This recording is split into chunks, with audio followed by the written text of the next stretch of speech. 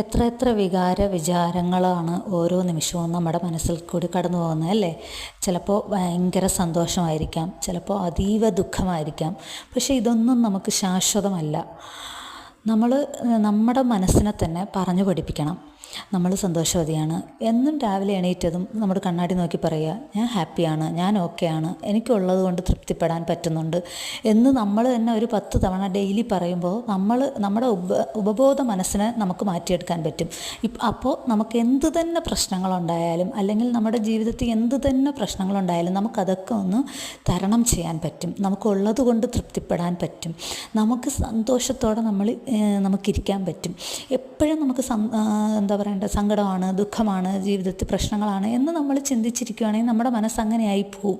നമ്മൾ ചിരിച്ച് കളിച്ച് സന്തോഷത്തോടെ ഇരിക്കുകയാണെങ്കിൽ നമുക്ക് ഓട്ടോമാറ്റിക്കായിട്ട് നമ്മുടെ മനസ്സിനെ മാറ്റിയെടുക്കാൻ നമുക്ക് പറ്റും. എന്ത് തന്നെ പ്രശ്നങ്ങളുണ്ടായാലും കരയേണ്ടെന്ന് ഞാൻ പറയുന്നില്ല. നമുക്ക് എന്തെങ്കിലും പ്രശ്നം വരുമ്പോൾ കരയുക, ഒരു 10 മിനിറ്റ്. അത് കഴിയുമ്പോൾ ഐ എം ഓക്കെ എന്ന് പറഞ്ഞ് നമ്മൾ തന്നെ നമ്മുടെ തോളത്ത് കെട്ടി നമ്മൾ ഓക്കെ ആവുക.